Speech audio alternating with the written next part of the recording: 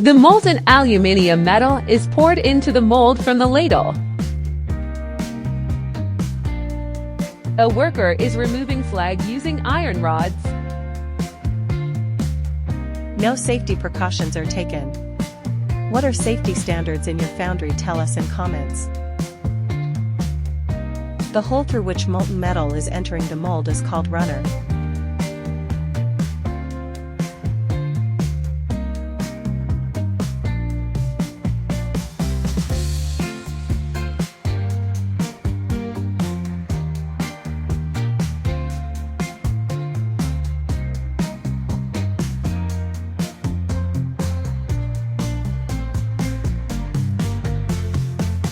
Molten metal can be seen coming out a big hole, which is called riser in foundry terms. It shows that the mold is completely filled and pouring should be stopped.